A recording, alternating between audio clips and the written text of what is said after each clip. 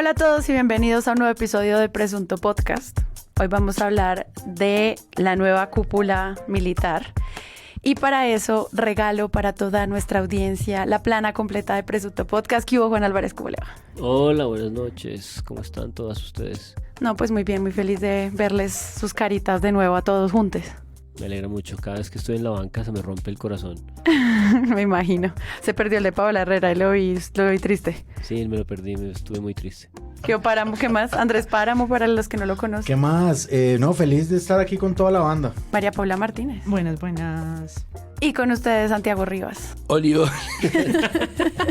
lo que ha dicho que no iba a hacer. Oli. Buenas.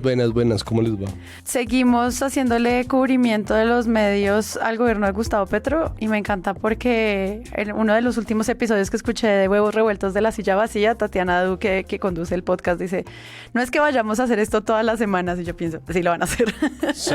Pero bueno, les recuerdo que Presunto Podcast tiene página web, se las vamos a dejar en todas nuestras redes sociales y en todos los lugares donde ustedes nos encuentren, www.presuntopodcast.com. Que hay en esa página, obviamente todos los episodios antes que en ningún otro lugar y además el acceso a nuestras comunidades. Si usted quiere ser donante de Presunto, hay nuevos links para donar, además de Patreon, y además usted puede entrar a la Presunta Tienda y apoyarnos también allí, y meterse a Discord, y bueno, están todos los accesos. Entonces, bienvenidos a presuntopodcast.com.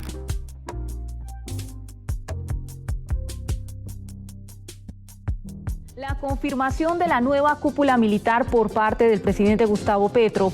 6 hombres y una mujer liderarán a partir de ahora la máxima comandancia de los distintos cuerpos de policía, ejército, Fuerza Aérea y Armada Nacional. El nombramiento de la nueva cúpula militar y de la policía llevó a la salida de más de 35 generales y almirantes de las fuerzas militares. En la policía es el retiro de generales más grande que se ha dado en toda su historia. Con el nombramiento del nuevo director de la policía, general Henry Sanabria, y de la nueva subdirectora de la policía, la generala Jacqueline Navarro, salen al menos 21 generales de la institución, entre ellos varios experimentados investigadores netos que dieron históricos golpes contra las bandas delincuenciales durante sus más de casi 30 años de servicio. Además de la cúpula de la policía, que incluye al actual director Jorge Vargas y al subdirector Juber Penilla, de la policía salen generales como el general Ramiro Castrillón, quien adelantaba un proceso contra la corrupción al interior de la policía. El ejército perdió menos generales que la policía con la constitución de la nueva cúpula, que de todos modos está conformada por defensores de la doctrina Damasco, que hace estrictos los protocolos de derechos humanos. Y como segundo en el ejército quedó un general cuestionado por falsos positivos en el Magdalena. Varias reacciones generó el nombramiento de la nueva cúpula militar. Analistas indicaron que los perfiles de los altos oficiales están en la línea de los cambios anunciados por el presidente Gustavo Petro. Los nombramientos hechos por el presidente Gustavo Petro buscan cambios contundentes en la doctrina de las fuerzas militares y de policía, según algunos analistas. El hecho de que sean militares que tienen amplia formación y experiencia en materia de derechos humanos, y yo añadiría en materia de doctrina, es bienvenida. Por su parte, la senadora Paola Holguín empezó a criticar este tipo de cambios, asegurando que no beneficia a la fuerza pública. El gran problema nunca va a ser nuestra fuerza pública ni quienes queden en la cúpula, sino el comandante en jefe, que es el presidente. Se hizo oficial el cambio de cúpula militar. Y con ello no solamente es la presentación de los nuevos nombres, sino también la gran narrativa de la nueva política de seguridad humana que trae eso. Al mismo tiempo, pues hizo un gran cubrimiento sobre lo que llamó los medios la purga de la policía y pues todo lo que esto trae también en términos de la relación del gobierno con el Ministerio de Defensa. Nosotros ya habíamos tratado de ver qué significaba el nombramiento del nuevo ministro, pero pues hacía falta como toda esta ceremonia, protocolo, nombramientos y bueno, cómo los medios cubren esto que es uno de los puntos más álgidos de la llegada del gobierno de izquierda. Quería que habláramos un poquito entonces primero de lo de la purga de la policía, que fue como lo primero que ocurre y que pues se empieza a traer como las primeras preguntas sobre qué va a pasar con esta institución. Arranquemos por la purga. ¿María Paula? Bueno, pues yo creo que eso ha tenido 3 momentos. El primero, pues que se necesitaba para nombrar a quienes van a estar en las cabezas de los militares y la policía, y luego el segundo, y es como las primeras reformas, y a eso llegaremos al final del episodio con el anuncio del SMAT. Pero lo primero fue a quienes sacaron y a quienes nombraron. Y yo ahí tengo como 3 titulares que me llamaron la atención. El del colombiano, que es Gustavo Petro, sacó a 52 generales para conformar su cúpula y tal vez por hacer este ejercicio continuo, como que lo vi, dije, oh no, sacó a 52. Y realmente lo leí y es una muy buena nota donde resume un poco cómo es la estructura, es un artículo muy largo, quiénes son generales, cuántos generales hay en la policía y pues cuáles son los movimientos propuestos por el nuevo gobierno. En comparación con el titular de semana, que es Alarma en la policía, salen más de 20 generales para nombrar como director al mayor Henry Sanabria, y dice abajo, están desmoralizados, el propio titular. Y eso, claro, ahí ya es una nota mucho más corta en la que resumen, me llamó la atención además la diferencia en el número, ¿no? Primero eran 52, en semana eran 20. Y luego un medio que me aparece cada vez más en redes, que se llama Diario La Libertad, que es un periódico digital de Barranquilla, y me llama la atención también por el enfoque como editorial que tienen. La nota arranca así. Después de 2 de la tarde de este viernes, el gobierno de Petro puso fin de manera sorpresiva a la carrera de 21 de sus generales al nombrar como director a Sanabria. Y lo leí porque además como Sanabria estuvo en Bolívar y no en la costa, pues quería ver también allá cómo lo cubrían. Y dice que hay detrás de este poderoso pero a la vez polémico mensaje que tienen alarma a un amplio sector de la institución, y abren comillas. Parece una venganza, algo que le está cobrando a la policía. Esta decisión nos pone contra la pared, ya no vale la pena ser general. Dijo, conmocionado y adolorido, un reconocido general en retiro de la institución, al que además nunca nombran, siempre le protegen la identidad, al darse por enterado de estos cambios drásticos sin precedentes. Para mí lo primero era ver cada uno ese sacudón o ese que podría estar en el saco de presunto que por favor vayan a comprar, ese remesón, sacudón, sacada, ¿cómo fue que hiciste? Purga, como cada medio le daba un poco de marco de sentido, porque era necesario, cómo lo iban a legitimar o no, y a explicar los cambios necesarios, que no eran nuevos, que tampoco es sin precedentes. Que usen la palabra sorpresivo es sorpresivo. Sí, porque, sorpresivo pues porque lo vienen cubriendo toda la campaña. Entonces, cuando te sorprende el cambio de cúpula, uno piensa, bueno, ¿qué están intentando decir?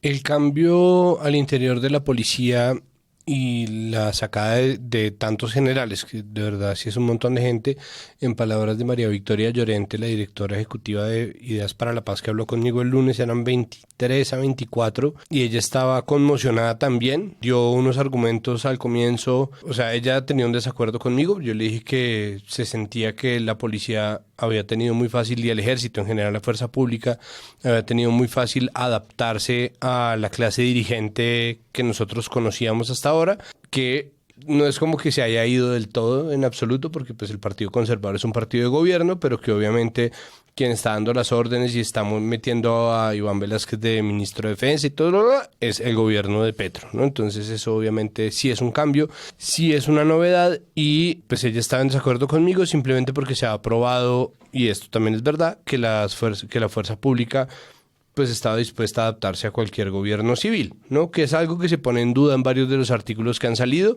porque se especula que muchos fueron echados porque simplemente no se pasaban el hecho de ser gobernados por un exguerrillero. María Victoria Llorente decía, pero es que lo pasado, han pasado tantos años, y es como si yo estoy de acuerdo, pero ese no es el punto es sí o si no, los policías y los militares están en esas. El caso es que salen más de 20 generales de la policía, y eso corresponde a un cambio de cúpula que es verdaderamente grande. Lo que decía María Victoria era, esto es gente que está haciendo o que ha sido preparada con dineros públicos.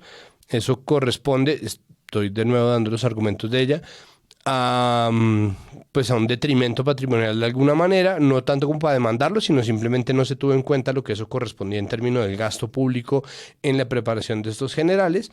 Y posteriormente lo que decía era, es posible que muchos tuvieran como investigaciones o lo que sea, pero no todos. Como esto es una fuente que yo de verdad no conozco, ni manejo, ni sé de memoria, yo simplemente pregunto. Yo estoy en desacuerdo en ciertas cosas con María Victoria Llorente, pero pues ella simplemente está exponiendo ese punto. Lo que pasa es que después y al final de la entrevista, ella dice que ya después de esto, y teniendo en cuenta que hay unas reformas planteadas desde el gobierno anterior para la policía, pues hay que ver qué va a pasar y en qué consiste la reforma que pretende hacer Petro, y que obviamente la cúpula desgastada de lo que había en la policía pues obviamente le quita un obstáculo. Es decir, lo que hizo Petro era exactamente lo que se suponía que iba a hacer, de acuerdo con la promesa que había hecho desde un comienzo. Entonces yo lo que sentí en mi entrevista era que dábamos una vuelta completa para llegar al mismo punto, en donde pues efectivamente sí había un grupo de gente que no estaba de acuerdo con que eso pasara, que le parecía incómoda la reforma, y Petro tuvo que escarbar, y eso es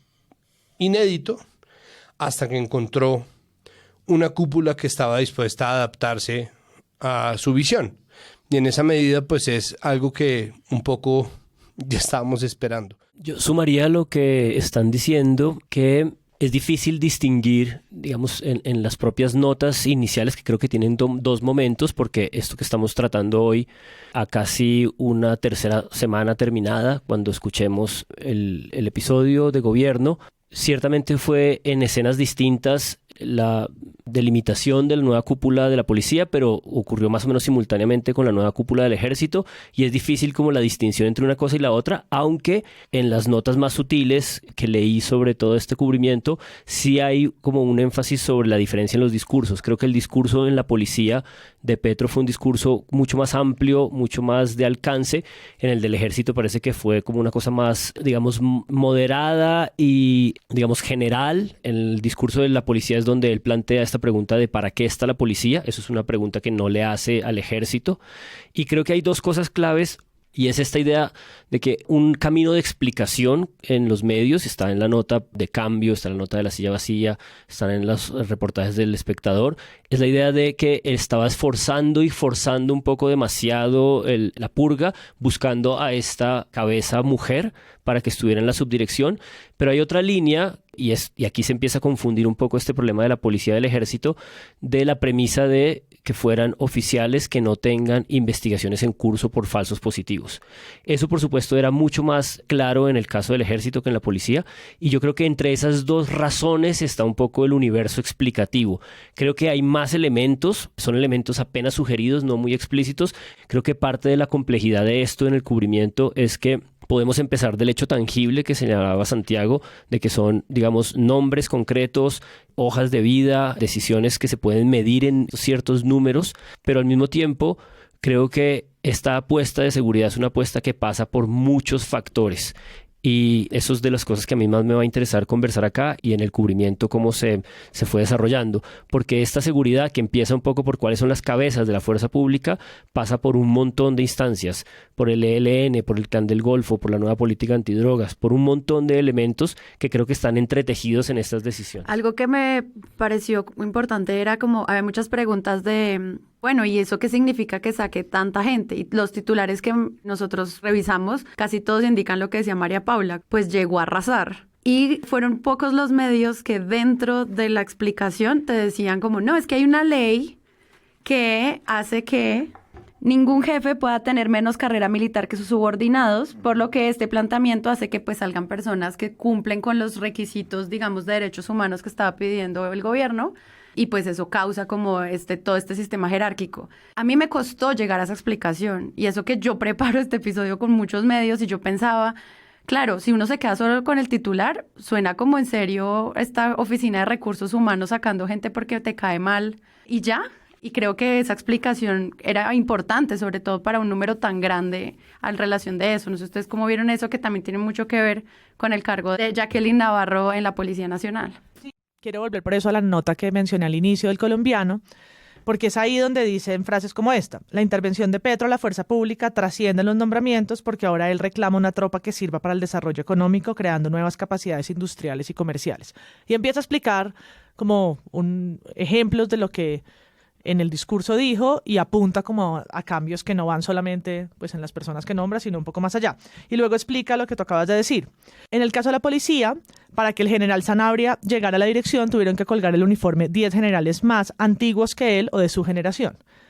Pero el gran recorte se dio porque el ascenso que hizo Petro a la segunda mujer que llega a la dirección de la policía, ¿no? Y explica que es por nombrarla a ella, que tenía un rango menor, y luego por encima, los que están por encima de ella no pueden quedar subordinados. Y dice al final que esto no es el peor remesón, según el colombiano. Para entender la dimensión de la barrida, cabe recordar que la ocasión en la que más generales habían salido para darle paso a un nuevo director fue cuando Álvaro Uribe, de presidente, y Santos, de ministro de Defensa, eligieron a Óscar Naranjo como director, en ese momento general. En ese entonces la barrida fue de 12 generales y en el 93 se dio una gran purga en la policía, ¿no? Entonces por eso decía que esta nota tiene contexto histórico. Es la nota que dice Gustavo Petro sacó a 52 generales para conformar su cúpula, que al final es un título medio flojo porque no le hace justicia a la buena nota que es, porque la nota va más allá de la sacada y realmente explica lo que significa, ¿no? Como los sentidos de esa transformación.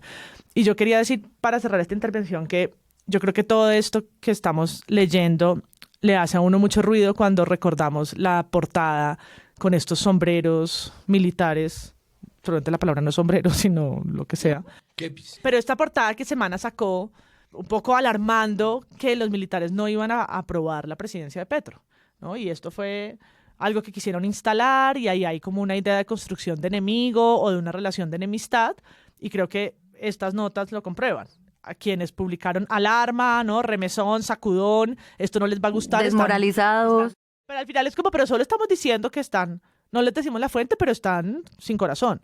Y los que están diciendo, bueno, esto puede ser interesante por estas razones, es una transformación que implica esto y esto, ¿no? Los que se van por una línea un poco más explicativa. Una manera también es algo que se creó durante la campaña, la sensación de que los militares no iban a aprobar una presidencia de Petro. Es decir, se insinuaba como un peligro y como una pregunta, como ¿y ahora qué vamos a hacer con los militares? ¿No? Van a estar tan descontentos, y eso fue una narrativa que se instaló desde un lado y desde el otro. Es decir, porque mucha gente estaba temiendo un golpe de Estado.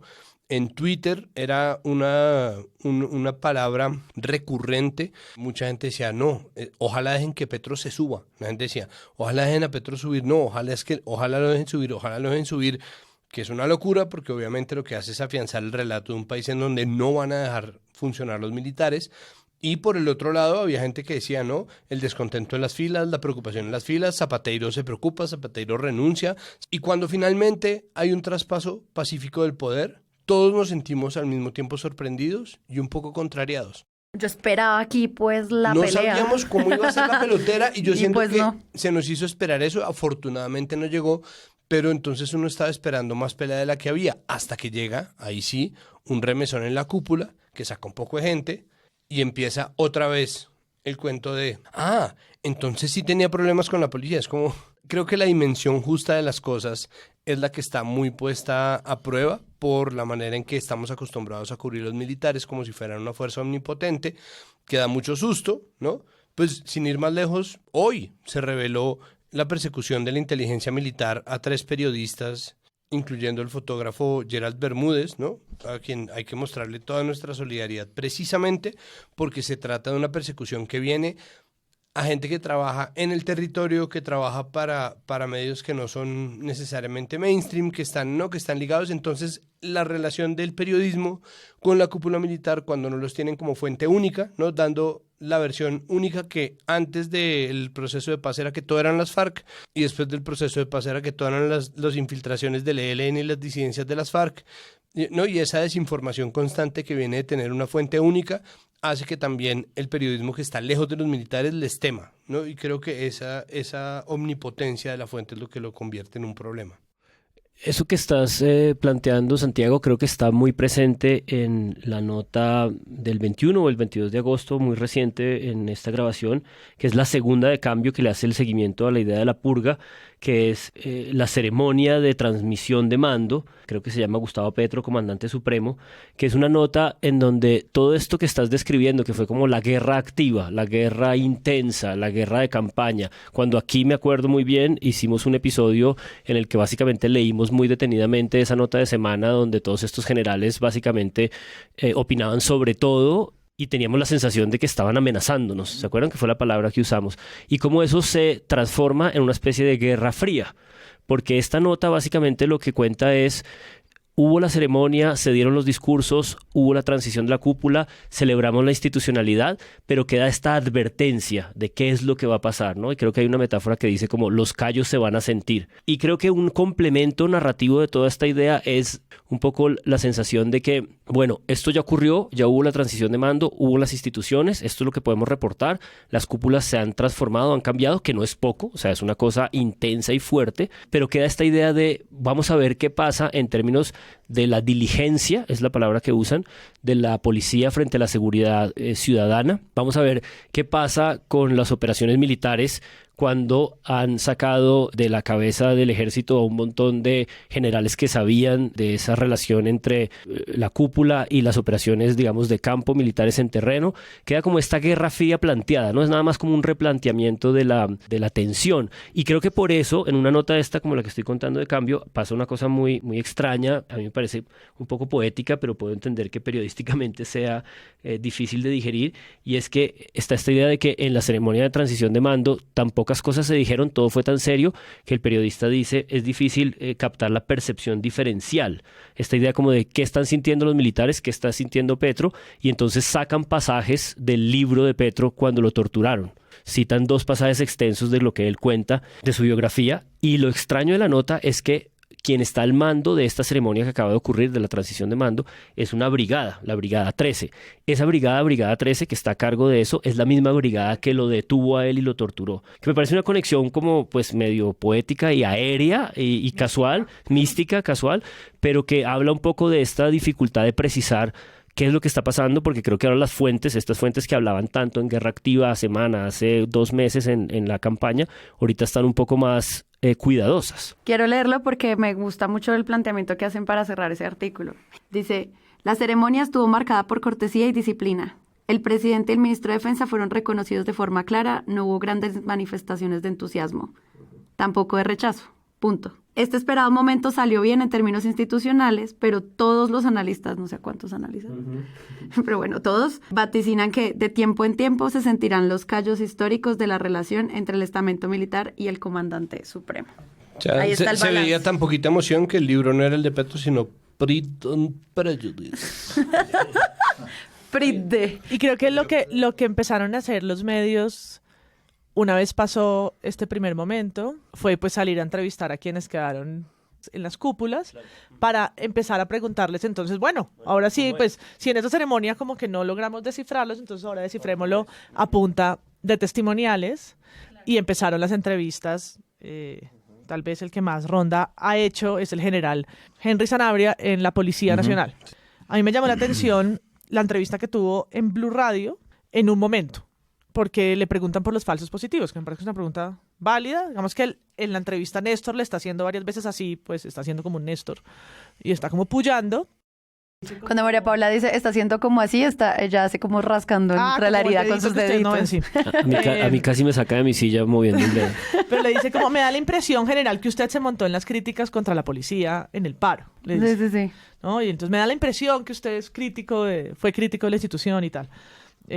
Como si la policía hubiera sido un grupo de violadores de derechos humanos. Pero me llamó la atención cómo él contesta, para empezar como a construir las diferentes formas de acercarse a este personaje bien particular, y es que le preguntan por lo de Chocho, por los 3 muchachos asesinados por las... Es el teniente Benjamín Núñez, no, es un policía. La policía de Sucre. Por el teniente y sus subordinados. Era el comandante operativo de Sucre. Exacto, el comandante y sus subordinados, porque hay varias personas. Y el tipo contesta durante, 3 minutos y medio y no es capaz de decir asesinado. Entonces yo le di vueltas y volví copié. Entonces dice, esto fue un acto no acorde con la Constitución.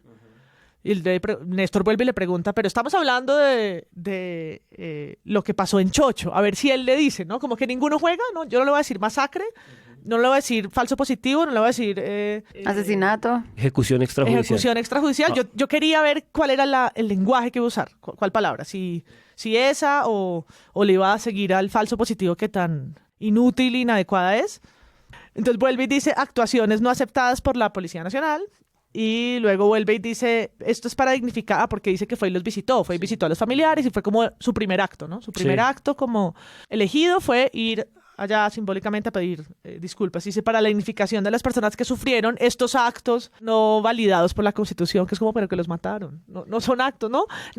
Es impresionante cómo durante 5 minutos están hablando de 3 personas que mataron y nadie es capaz de decir que los mataron, que es el hecho. Podemos decir que presuntamente fue por los comandantes o lo que sea, porque eso está, digamos, es justicia militar, pero el hecho, los mataron, están muertos y fueron asesinados. Ya podemos decirle presunta a todo el resto. Lo presunto no es la muerte, no es presunta muerte, no es un presunto asesinato, es un asesinato. Lo que pasa es que puede ser la responsabilidad. Sí. No, me interesa mucho eso que estás señalando porque creo que es lo que hubiera ocurrido en circunstancias normales es que el comandante de la policía habría salido a decir que hay que esperar investigaciones, pero el problema con este caso, que sí me parece un caso muy emblemático porque es un caso que destapó vorágine, El Espectador, y creo que se destapó porque muy rápidamente los propios oficiales que estaban con el teniente en la escena, los patrulleros, muy rápidamente dijeron, nosotros no vamos a hacer lo que normalmente nos piden que hagamos, que es guardar silencio, y empezaron a hablar muy, muy temprano y muy rápido,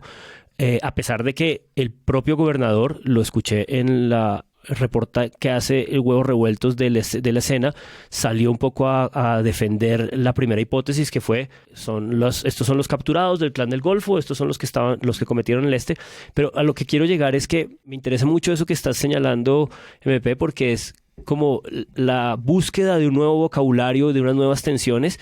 Y creo que lo que puede estar pasando acá es que todo el mundo está tratando de hallar cómo tratar esas nuevas realidades verbales, ¿no? Yo dije, va a decir deceso, o algunas de estas palabras inmundas que usan los militares. La vida. Sí, neutralizados. Una cosa así, estas horrorosas. No, era como, pero alguno en la mesa diga asesinados. Algún periodista, colega, vuelva sobre el hecho que ya además salió en varios medios, no estaba dándole la chiva, esto no es una chiva de Blue. Hay circular roja de Interpol para capturar al teniente Benjamín Núñez porque pues las evidencias son abrumadoras, ¿no? Y se construyeron relativamente rápido para lo que estamos acostumbrados. Hay una cosa para este tipo con de respecto casos. a la Guerra Fría de la que estábamos hablando hace unos minutos, y es solamente para hacer memoria, recuerden un episodio que nosotros hicimos con el jefe de redacción del Colombiano, que nos decía, fíjense que 7 o 6 meses antes de unas elecciones se recrudece la situación de inseguridad en el país, ¿no? Empieza en las salas de redacción, ya lo sabemos, cuando nosotros estamos a punto de empezar año electoral, empieza a crecer la inseguridad. Entonces, un poco de eso que están diciendo, ¿no? Como no hay, vamos a ver cómo siguen las cosas con los robos, ¿no? Es una respuesta a un estertor de ese primer clima de inseguridad que venía gestándose y que tiene tanto que ver finalmente con la precuela de las elecciones en Colombia. Es triste decirlo simplemente porque parece que fuera una revelación, ¿no? Parece que lo estuvieran diciendo, y eso tiene que ver también con la manera en que se cubre en pro del poder la vida de la gente, ¿no? Y eso me lleva a una nota de semana en donde dicen como una nueva masacre en el gobierno Petro, porque ahora nadie se indigna. Esa es otra moneda de cambio ahorita. Claro, semana que es experto en monitorear la opinión de la gente. Entonces hace una nota de por qué ahora ya nadie se indigna, cosa que además es falsa, pero por qué nadie se indigna ahora que matan líderes sociales y eso, ¿no? Y las masacres, entonces por qué ahora nadie se queja. Y lanzar esa pregunta de esa manera tan irresponsable que convierte, exacto, la medida de cambio son o los pobres o las escuelitas, ¿no? ¿Cuántas escuelitas se podrían haber hecho con esto? Y eso funciona más desde el Mundial Colombia 86 que nunca fue. ¿Cuántas escuelitas a niños pobres se les pueden dar con la plata que nos gastamos haciendo el Mundial? Entonces ahora ya nadie se indigna con los muertos. ¿Cuántos líderes sociales hay que matar, ¿no? O tendrían que matar para que la gente reaccione negativamente frente al gobierno de Petro? Entonces ahí empieza un contrarrelato de, entonces ahora porque la gente en Twitter está bla, y es como, no, pues no es cierto, la gente está muy triste por la muerte de líderes sociales y es demencial que nosotros lleguemos a ese punto porque lo que hace es dejar de mirar a las personas por estar mirando al poder, y creo que esa jerarquización pues lo que genera pues son 1000 falsos debates en el futuro. Claro, porque además uno lee la nota y todos los párrafos finales son para mí considerados como una buena denuncia de lo que pasó.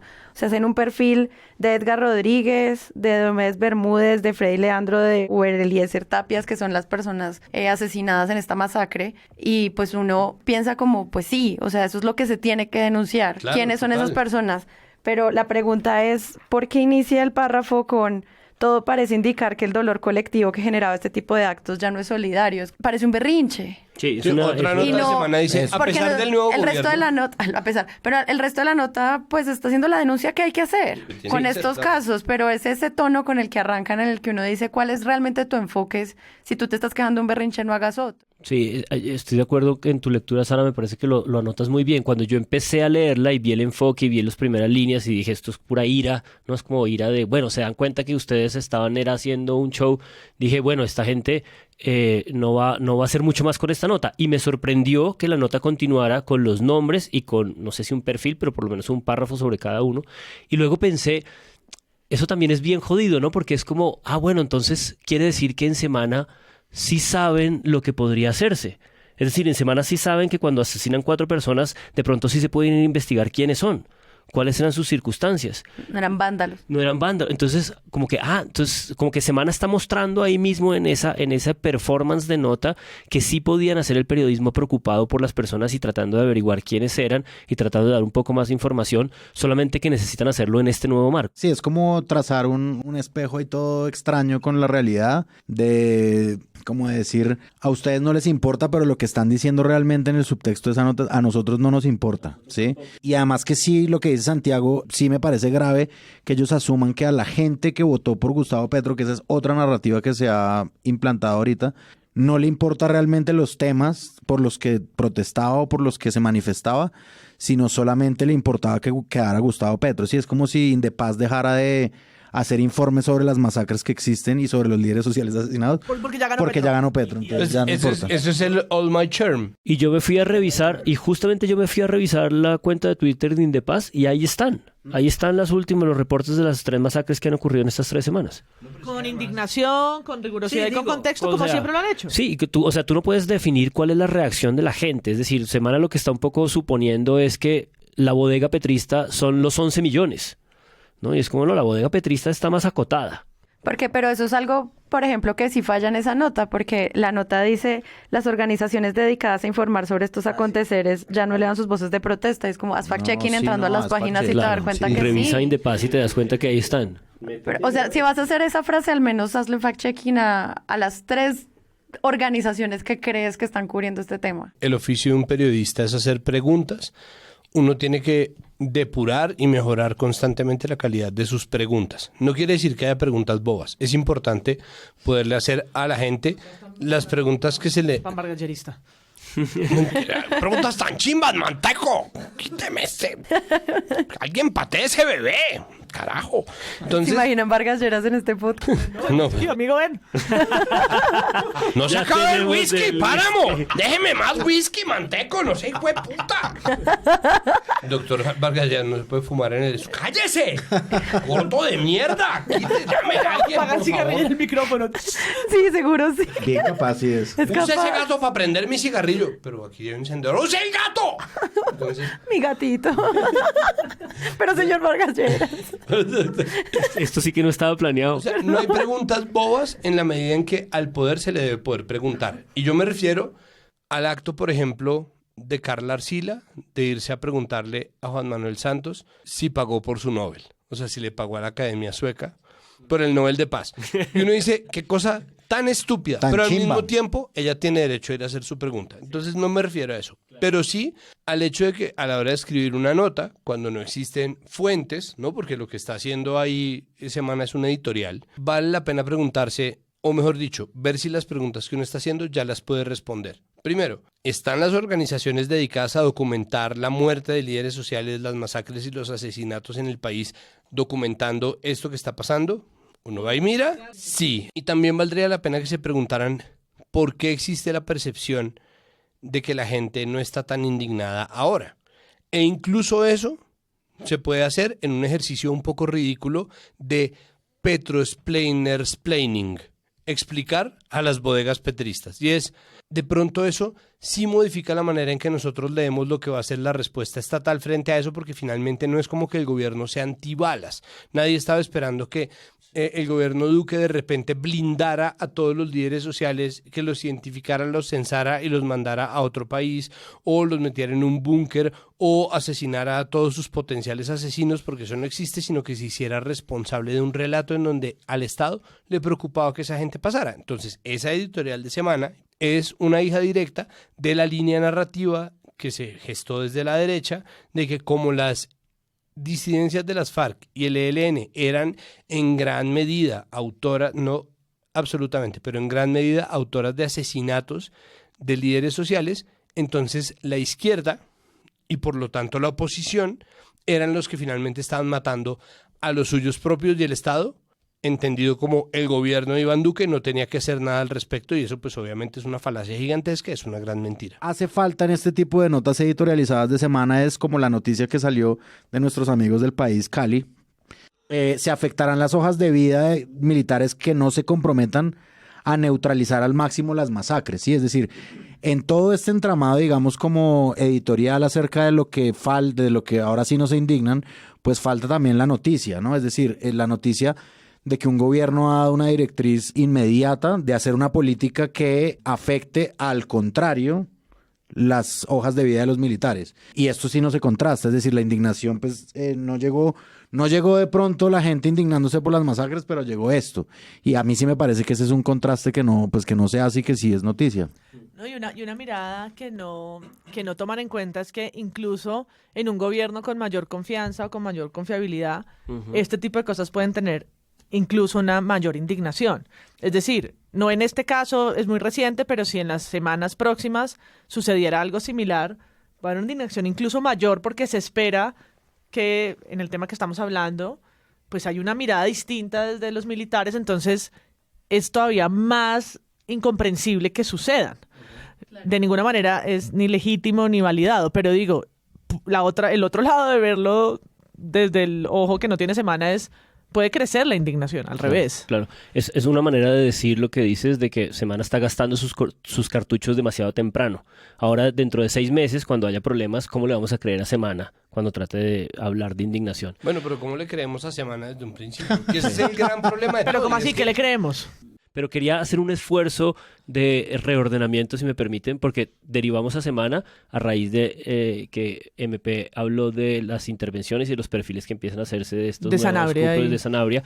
Y quisiera destacar que justamente hoy, ayer, 22 de agosto, en La Silla Vacía, sacan una nota que me pareció muy, muy completa sobre el nuevo comandante del Ejército, ya no de la policía, Mauricio Espina. La escribe Santiago Rodríguez Álvarez, y me pareció muy acertada porque, claro, no sabemos quiénes son estos sujetos y estamos justamente dándoles el beneficio de la duda. Estamos tratando de saber si van a volver a gritar ajúa, si van a volver a defender que un bombardeo en un campamento, cuando mueren, asesinan a niños menores de edad, cómo se responde frente a esas eventualidades. Y la nota es muy, muy completa, y de hecho yo creo que ahí hay varios elementos como tenues sobre de qué modo fue que se tomaron las decisiones para llegar a ese recorte en el ejército y llegar hasta esta persona. Destacan en la nota como una de las fuentes a un general retirado, César Parra, que aparentemente es uno de los pocos generales que se pronunció de manera pública en favor de Petro, y claramente podemos entender por la nota que fue uno de los generales consultados para hacer estas decisiones.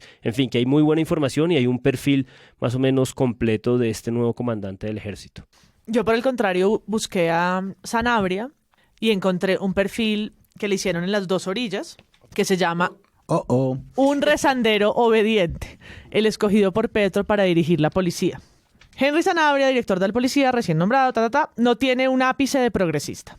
Al contrario, es un devoto católico apegado a las leyes divinas. Por eso, mientras estudiaba Derecho en la Universidad Militar y luego se especializaba en Derecho Administrativo y Seguridad, tenía en una mano el Código Civil y en la otra la Biblia, que de tanto leerla desde que entró a la policía, se la aprendió de memoria. Y aparentemente la tuitea, porque la foto del artículo es como un collage horroroso, o bueno, no le voy a decir collage porque Santiago se va a vomitar, pero una foto pegada, editada, con él y un crucifijo atrás y una Virgen María, y por esa razón llegué a su Twitter como a hacerle casi que fact-checking en Las Dos Orillas para encontrarme que en efecto el mayor general Armando Sanabria, que tiene Henry Armando Sanabria, que tiene la cuenta más larga nombrada nunca en Twitter, tiene puestas no sé cuántos scrolls hacia abajo, dice 10, tal vez, en una pantalla de compu grande, y son puras citas de la Biblia. Yo que en algún momento vivía obsesionada como con el lenguaje de Twitter, era cómo pones una frase pues del Antiguo Testamento, por ejemplo, con una foto del paro nacional. Cómo pones una frase rarísima de estas de la Biblia que están hablando, no sé, Léela, por favor, léela, está buenísima. Proverbios 23, 13, 14. No dejes de corregir al joven, que unos cuantos azotes no lo matarán. Por el contrario, si lo corriges, lo librarás de la muerte. @mindefensa. Y es un video en el que hay violencia policial. Y así empecé a ir hacia abajo con un poco de pavor de ver pues este juego entre las frases bíblicas con imágenes contemporáneas, y me llamó la atención pues porque la nota me parece que pues Rezandero y no sé qué es una nota de opinión editorial muy clara de estas como ciudadanas de las dos orillas, pero que luego me llevó a descubrir algo que no sabía porque no lo seguía, y es su cuenta de Twitter, que creo que pues va a empezar a transformarse probablemente por el nuevo cargo que tiene, investidura, y será interesante ver eso cómo muta. Pero no solo eso que estás diciendo de ir a hacer minería y lectura de su propia cuenta, sino que una vez sale su nombre y sale su designación, aparecieron un montón de denuncias porque aparentemente él era el comandante de la policía en Cartagena. Cuando el paro. Y en el paro, aparentemente en la pandemia, no tuvo los mejores comportamientos, y hay muchas notas regionales del Heraldo, del periódico en Cartagena, que ahora se me escapa. El Universal, que hablan de cómo hubo muchas denuncias frente a las que él no contestó o no se comportó de la misma manera como acabamos de ver que se comportó frente a el caso de los de Chocho. Tenemos estos antecedentes que estamos descubriendo y que nos hacen entender que aquí nada es blanco y negro. Y una carta, ¿no? Que creo que Teresita Goyeneche nos lo ponía en Twitter. Es que una carta en la que varias personas firmaron en oposición a su nombramiento por los comportamientos durante la pandemia. Sí, en Cartagena. En Cartagena. Yo creo que eso de lo que estamos hablando queda también muy bien ejemplificado en la nota La Purga de Cambio. Ellos tratan de hacer como un recuento pues del remesón en la policía, de los 22, dicen 22 ellos, la cifra de ellos, 22 generales de la policía, la más grande de la historia, etcétera, etcétera, etcétera. Hacen lo del nombramiento de Jacqueline Navarro Ordóñez diciendo una frase que a mí me parece que resume muy bien ese intríngulis extraño que es, los mandos dentro de la fuerza pública, que es darle un empujón de por lo menos 10 años. Bueno, ahí queda muy claro, digamos, qué es lo que sucedió con la baja de estos generales. Y de Sanabria también dicen algo un poquito más noticioso y como bien contado, que esta forma en la que las dos orillas lo dice, que es pues mucha prosopopeya, pero dice que Sanabria ha expresado opiniones contrarias al aborto, la eutanasia y el matrimonio igualitario, que es unas cosas que uno de verdad debe saber de este tipo de personajes públicos. Sí, hay una cosa ahí, por ejemplo, retomando de France 24, que a mí sí también me asusta cuando uno simplemente está muy de acuerdo con todo, desde los medios. Entonces, pues un texto que dice, para cerciorarse de que los nuevos nombramientos cumplían con dichos criterios, que era lo que hablábamos de la mirada de enfoque de defensa y protección de paz y derechos humanos. Dice el texto, tanto el presidente como el ministro de Defensa llevaron a cabo un estudio pormenorizado para evitar cualquier escándalo.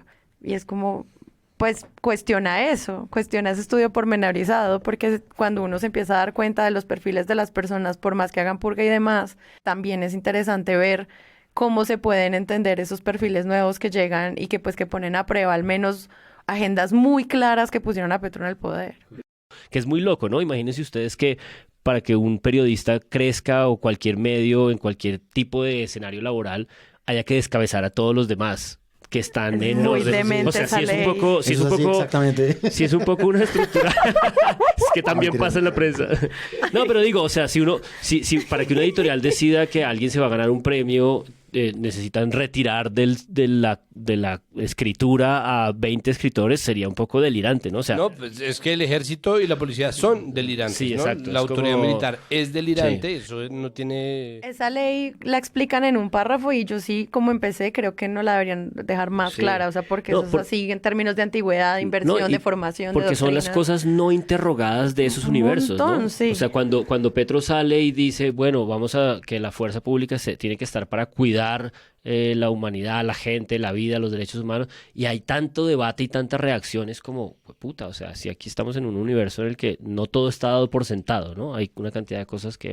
En la mayoría de estas notas hay otra cosa que me parece importante rescatar, está también en la nota de La Silla Vacía de Juanita León, que se anticipa a todas estas notas porque sale el 19 de agosto antes de el nombramiento de la nueva cúpula, y es esta idea de que los descabezamientos de la policía van a dejar por fuera a mucha gente formada en inteligencia, y parece que una de las cosas técnicas que la policía precia porque ha dado resultados o ha dado resultados en ciertas lógicas y en ciertos paradigmas es esta inteligencia de la policía. Sí, ese artículo que se llama La seguridad humana de Petro reta a la fuerza pública a cambiar de paradigma, ¿es ese? Ya empieza el artículo diciendo como esto se pondrá a prueba y la implementación de esta política preocupa a expertos, de nuevo no sé cuáles, pero pues ver cómo va a ser la capacidad de Petro para trabajar como esta política pública con generales que no están como con todas las credenciales.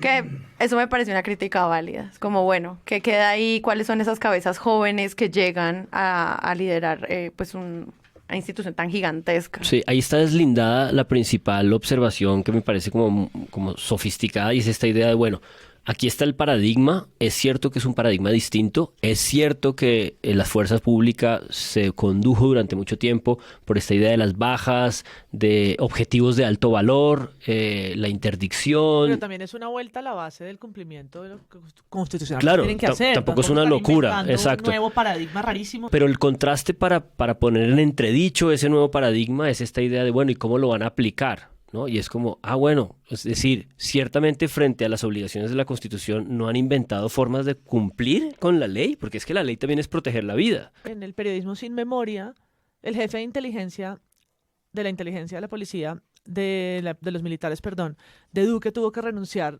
porque como presidente fue a la Asamblea de la ONU con un informe de inteligencia que era falso. Es el fake news más vergonzoso en una Asamblea General de la ONU. ¿Ese era el de las fotos? Esas de las que fotos, no estaban corroboradas, sí. El de las fotos que no eran en el lugar ni en el momento, y tuve que salir los reporteros a decir, no. No me acordaba de eso. Un informe que hizo la inteligencia, entonces decir cómo van a salir los de la inteligencia. Claro, la inteligencia es el valor preciado de la policía. El valor preciado en una Asamblea General de la ONU. Esto fue, entonces es como, pues sí, pero pues... pueden haber salido, está bien. Sí, tiene muy mala propaganda la inteligencia del ejército, porque claro, lo poco que se filtra es muy mediocre. O sea, vigilancias, perfilamientos y un informe. O sea, como en verdad no saben corroborar imágenes en Google. Bueno, y está la inteligencia de la policía, que en el informe de la FLIP también sale toda esta idea del ciberpatrullaje. Del ciberpatrullaje, ¿no? Entonces, como no le demos un sobrevalor a la inteligencia crédito, militar claro. y policial. Ahí es donde está la pregunta de quiénes son los expertos, porque no hay un nombre de ninguno de los expertos en la nota. No, y pues que cuando citan a las personas que están más indignadas son Rafael Nieto y Álvaro Uribe. Y lo ponen en palabras de muchos quejándose. Es como, dime quién más, porque la oposición en serio tiene que fortalecerse ahí. Hay unas notas del Colombiano, una en especial que se llama "Estos son los dos exmilitantes del M-19 en cargos claves que desataron polémica", que son obviamente los nombramientos de Manuel Casanova en el DNI y de Augusto Rodríguez en la UNP, que yo entiendo, digamos, que eso requiere también un perfilamiento por parte de la prensa. Ojo, no estoy hablando de temas de seguridad e inteligencia. No, ellos merecen como unos perfiles como completos acerca de quiénes son y de dónde vienen. A mí me parece que lo que se está quedando corto un poco, y lo ejemplifico aquí con el Colombiano, es que ellos dicen una frase que me parece pues como falsa, digamos, en cierto sentido, y es: causaron resquemor y polémica en la oposición uribista y otros estamentos de la opinión. Yo no estoy seguro, digamos, en qué estamentos de la opinión es donde generan ese resquemor y esa polémica, ¿sí? Es decir, claramente no estoy seguro es porque la nota no lo dice, es decir, la nota solo me cita cuentas del Centro Democrático y de Rafael Nieto que dicen, no, pues es que cómo se le ocurre que un exguerrillero va a estar ahí dirigiendo esto. Sí, eso es una cosa que a mí me parece que falta mucho en estos momentos, es decir, los expertos, los analistas, lo que llaman la opinión pública, lo que llaman altos estamentos, lo que llaman la oposición, pues tiene que ir caracterizada y también tiene que ir filtrada y también tiene que ir fiscalizada. Es decir, hay que hacer una labor importante en esto, en a quién le damos la voz y cómo le damos la voz y cómo calificamos esa voz. Eso, y que en ese artículo del Colombiano, pues podrían hacer ese perfil más claro sobre pues como la trayectoria de estos 30 años de esas personas, pero pues obviamente, como siempre y como Gustavo Petro, pues son guerrilleros y uno piensa, bueno, pero es la hoja de vida, tiene que haber algo más porque es un cargo gigantesco lo que le están dando a esta gente. ¿Y si se desmovilizaron hace 30 años?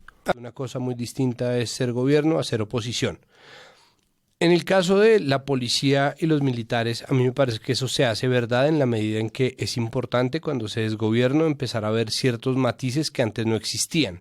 Cuando uno es la oposición y considera a la policía su enemigo y está en un paro nacional en donde la policía dispara balas de goma a los ojos de las personas y ha torturado a muchos de tus compañeros manifestantes o gente que está simplemente de acuerdo contigo en otra ciudad del país a cientos de kilómetros de distancia, es muy distinto a cuando tienes que ser un gobierno que observe con atención todas las herramientas que tiene a disposición.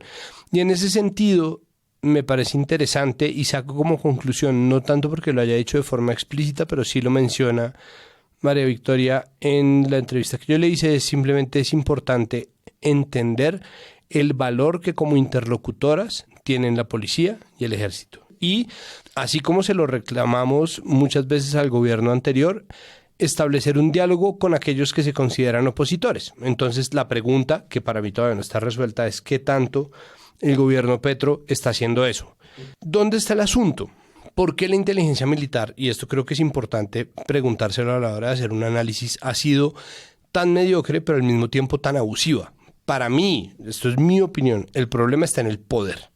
El poder sin límites, ¿no? El poder sin límites que permite que uno haga cualquier cosa. Ir a Europa a hablar de los 7 enanitos, fingir un ciberataque, patrullar y agredir gente impunemente, solamente se derivan, y en ese sentido la inteligencia también merma, y también la inteligencia ya escasa de la fuerza pública, en nombre del poder gigantesco que antes tenían, y creo que eso es una circunstancia que valdría la pena cubrir en sus dimensiones totales. No necesariamente como algo malo, pero sí como un cambio de relato que nosotros estamos viviendo. Lo cual me lleva finalmente a por qué yo estoy hablando tanto de María Victoria Llorente, porque es una persona con la que yo no estoy necesariamente de acuerdo, pero que hace un análisis sopesado y que lleva, o sea, precisamente porque esa sería la experta que le faltaría a las notas que solamente ponen a Álvaro Uribe y a Rafael Nieto. Uno abogado, el otro finquero, ninguno de los dos necesariamente experto en el quehacer de los militares, pero sí muy fan o muy fanáticos de los militares. Es importante porque en un mundo, en un país que está absolutamente transido de duelos de opinión, ¿no? Que está llevado por una pelea eterna, un debate constante que no para, sin descanso, en donde la opinión es reina en la medida en que cualquier cosa que uno diga, información o no, noticia o no, es fácil tomársela como una opinión. Es importante curar la opinión y es importante saber de dónde vienen las fuentes. Entonces, ¿dónde viene gran parte de la lectura simplista que se puede hacer de estas notas? En que si tu fuente es María Fernanda Cabal, perdió toda validez el 90% de los argumentos que dijo. No dice nada sorprendente, todos sabemos qué va a decir, todos sabemos para qué lado va a jalar. Y si alguien decide equilibrarlo, tiene que llamar entonces a alguien que esté en el lado completamente opuesto a eso. Y si no, entonces se sabe un poco por dónde va la cosa. Si tus, entre comillas, expertos son Rafael Nieto y Álvaro Uribe, pues ahí está perfectamente claro para dónde va a jalar el artículo, y creo que eso lo que termina es deshonrando a quien pregunta porque no elige bien a sus interlocutores en nombre de un poder que busca atacar o defender, porque eso pasa para cualquier lado. A propósito de esa idea de enriquecer tus interlocutores y un poco de lo que también decía Páramo hace un momento de estas nuevas oficinas de inteligencia, estos nuevos nombramientos, hay una cosa que me da mucha angustia y es como justamente que nos esté ocurriendo a nosotros aquí también, que el problema de la seguridad lo concentremos en un problema de cúpulas y de nombramientos de las cabezas de la fuerza pública, porque creo que justamente un subtexto definitivo en todo esto que se está discutiendo es que este esfuerzo de nuevo paradigma, de nuevo enfoque, de cabezas de otra naturaleza, de intentar poner una mujer subdirectora de la policía, creo que tiene que ver con muchas más cosas y creo que los medios en la concentración de la noticia, del evento por evento, les cuesta trabajo comprenderlo por completo, y es que este asunto es un ensanchamiento de las nociones de seguridad, y creo que aquí está en juego el problema de las nuevas relaciones con Venezuela, de las nuevas relaciones que se están tratando de establecer con Estados Unidos. Creo que todo esto está en la premisa de la columna de Forero Tascón, que tira una tesis muy gorda, y es que la idea de que la seguridad en Colombia tiene que ver más con factores externos que con factores nacionales. Está todo este asunto de la negociación con el ELN, está este asunto del esfuerzo por desmovilizar al Clan del Golfo, y yo incluiría incluso las declaraciones del ministro de Justicia. Fíjense cómo estamos hablando de seguridad, ¿no? De un ensanchamiento de la noción de seguridad, y solo hemos hablado del ministro de Defensa y no hemos hablado del ministro de Justicia, que tiene una entrevista que me pareció a mí alucinante en A Fondo con María Jimena Duzán, empezando a hablar de nuevos paradigmas de penas reparadoras para otro tipo de delitos distintos a los delitos contra la vida o contra la integridad sexual, ¿no? Para delitos de patrimonio, que además son como el 70 o el 80% de los delitos que ocurren. Que como conversaciones sobre las cárceles. Claro, sí. Exacto, conversaciones sobre no invertir un peso más sobre cárceles, toda la nueva conversación que hay sobre los paradigmas de guerra contra las drogas y cómo intentar transformarlo en una cosa que no es ninguna novedad progresista, es una cosa que lleva 20 años, y es orientar la política de drogas frente a una política de salud pública. En fin, que me da mucha angustia que nos pase a nosotros mismos aquí discutiendo cómo los medios cubren, que se nos escape que el problema de seguridad justamente está tratando de ensancharse, tratando de pensarlo desde muchas otras instancias, y esas instancias son ciertamente un ajedrez muy difícil y muy infinito de cubrir y de transformar en la realidad, ¿no? Negociación del ELN, negociación con Estados Unidos, nueva política antidrogas, nuevas políticas de seguridad, de justicia, en fin, que me parece que ese es como el gran reto de saber cómo comprender y cómo manejar tantas instancias en notas de prensa que te van reportando las noticias de día a día, ¿no? Y que creo que eso lo vamos a encontrar mucho, como ese planteamiento más holístico, viendo los consejos de seguridad de Petro. Porque él, al traer a la mesa otros actores que no son solo las Fuerzas Armadas, sino otros representantes a los consejos de seguridad, pues va, yo creo que a proponer esta agenda que tú dices de tener en cuenta que en un consejo de seguridad pues también tiene que haber alguien de vivienda, educación, salud, medio ambiente, etcétera, y como todo eso empieza a interrelacionarse. Puestos unificados de mando, que creo que son los PMU, en los que van a empezar a involucrar a las comunidades de las zonas afectadas. Van a empezar a hacer los PMU en las zonas, en los municipios priorizados, con las comunidades. Claro, y eso va a dar agenda, obviamente. Eso va a ser sofisticado, por decirlo menos. Bueno, pues nada, esta conversación, como bien lo planteó Juan Álvarez, acaba de comenzar. Entender la estrategia de seguridad y defensa del nuevo gobierno, pues es una de las preguntas más relevantes de todo lo que el Ejecutivo va a empezar a realizar. Y pues nosotros obviamente vamos a estar muy pendientes de lo que vaya a pasar. Hay una cosa simplemente, y creo que el resumen de esto es un debate que solía ser muy simple, porque tenía una fuente sin corroborar, que se vuelve de repente complejo, y eso está visto en una cosa que Páramo sacó de la nota del País de Cali, que a mí me parece que es muy interesante y que es importante mencionar, y es a ver, corríjame si me estoy equivocando, y es que hay un analista diciendo que como ahora hay un incentivo, ¿no? Un incentivo a las tropas, pero esta vez para mantener a la gente viva en vez de para dar bajas y resultados en combate, eso es igual de peligroso, porque lo que es peligroso son los incentivos a las tropas y no necesariamente que se incentive que haya bajas. Eso lo dijeron también un experto que se me escapa el nombre, en Hora 20. Sí, fue en Hora 20. Carlos Chacón. Y la prioridad es sacar a la policía del Ministerio de Defensa. Entonces uno dice, bueno, la vamos a sacar, ¿para qué? ¿Qué va a implicar? ¿Bajo el mando de quién? ¿Cuáles van a ser esas nuevas misionalidades?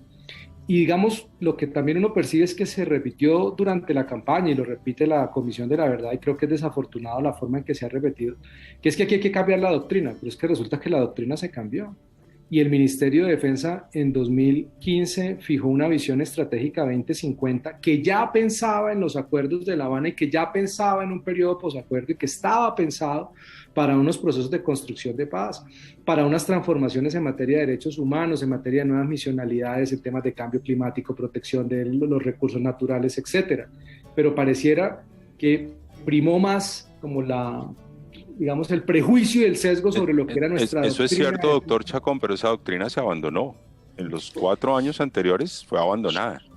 De acuerdo, pero entonces no hay que decir que es que aquí no ha habido nunca, porque si la hubo, incluso un gobierno donde usted estuvo, doctor Rivera, y se hicieron... Pero yo no he hablado de cambio de doctrina, en mi intervención no hablé de cambio de doctrina. Yo estoy de acuerdo con usted en que había una doctrina Pero esa doctrina me parece a mí que en la práctica, en los hechos, el gobierno anterior la abandonó.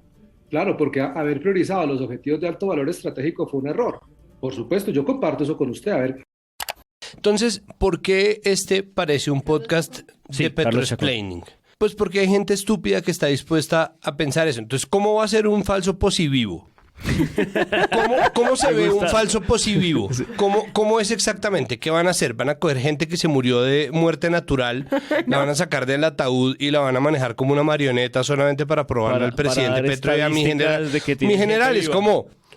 Aumentó la población. Mica, primero, esa mujer parece muerta. No, mírala, mi teniente, aquí está viva. Hola, soy la abuelita. No, Le está moviendo como si fuera este muerto está muy vivo. ¿Cómo se ve un falso posivivo? Entonces, eso que están planteando es tan absolutamente estúpido que por eso es muy fácil que la gente les caiga encima y se los coma vivos, por decir estupideces. Estoy muy Salvo incómoda. que el ejército lo impida. Es que es muy molesto. Yo sé que es incómodo, yo sé que es un chiste cruel, pero al mismo tiempo, de verdad, ¿cómo se ve un falso posivivo? Sí, pues... ¿Qué van a hacer? ¿Necromancia? Ahí sí. ¡Ah! The Walking Dead. The Walking Dead. Por fin. Ya entendimos que era toda la referencia a The Walking Dead.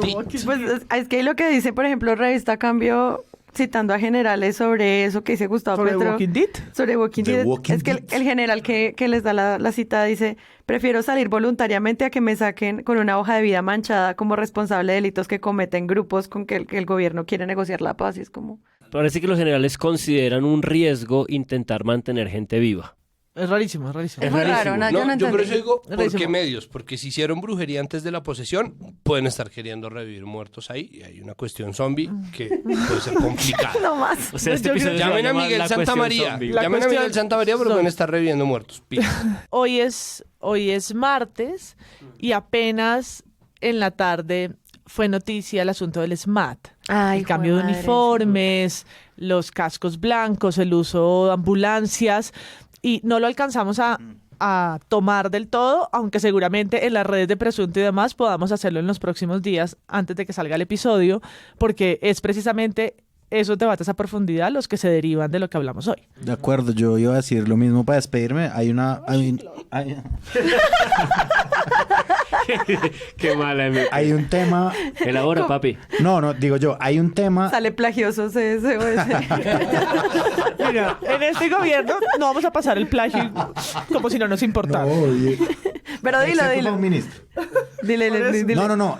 Yo iba a decir algo y es que el punto del desmonte del SMAT es un punto que una gran mayoría de los votantes de Petro, que tienen que ver con los jóvenes que salieron a marchar en el paro nacional, están esperando, ¿sí? Y por eso a mí me parece que es uno de los debates, sí, más calientes que hay en los temas de seguridad y de reforma de la policía.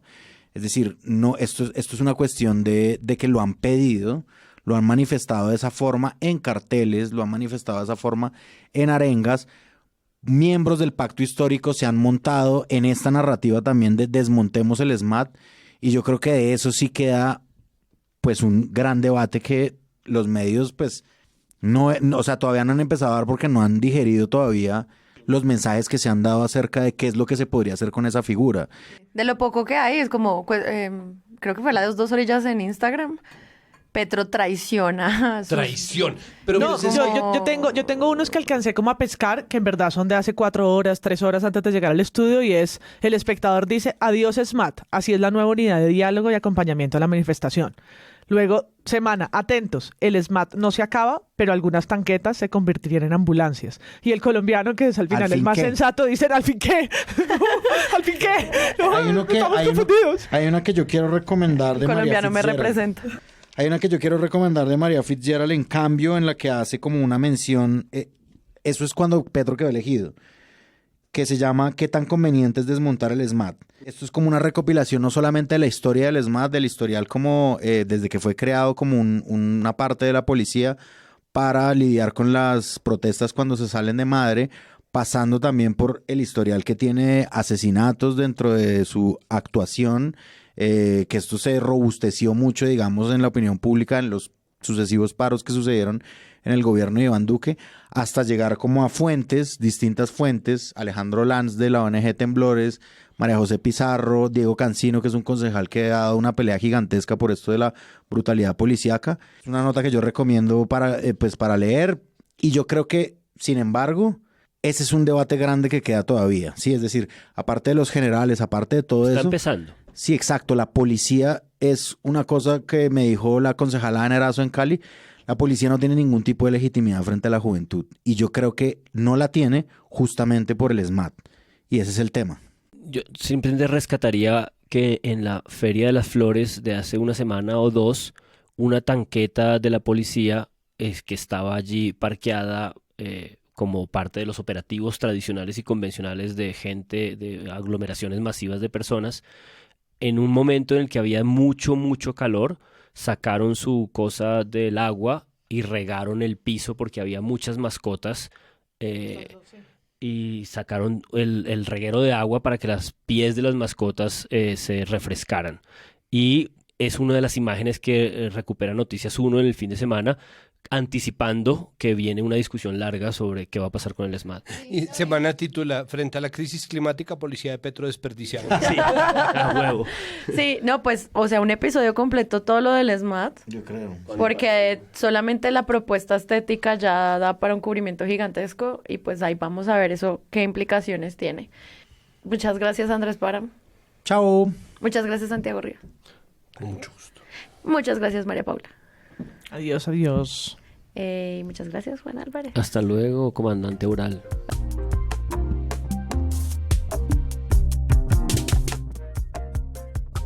Si les gustó este episodio, los invitamos a que lo compartan en todas sus redes sociales. Estaremos muy atentos a repostearlos y comentar qué les pareció. La producción es de Sara Trejos y el análisis de Presunto Podcast lo hace Santiago Rivas, María Paula Martínez, Juan Álvarez y Andrés Páramo. Los invitamos a que visiten presuntopodcast.com, donde pueden ser donantes y parte de la membresía de Presunto, para así ayudarnos a financiar este proyecto y diseñar estrategias de mejora para ser sostenibles. Al mismo tiempo, en la página pueden encontrar el ingreso a nuestra comunidad de Discord, que si no saben qué es eso, imaginen un gran chat donde cada tema tiene su propio canal, desde una selección de memes y titulastres hasta muy buen periodismo o periodismo internacional y de género, todo alimentado y discutido por la comunidad. También pueden escucharnos en nuestro canal de YouTube y en todas las plataformas de podcast. En algunas de ellas nos pueden dejar calificaciones y eso ayuda mucho a que otras personas nos encuentren. Presunto Podcast hace parte de la red de podcast independientes Sillón Estudios y pueden encontrar otros shows allí.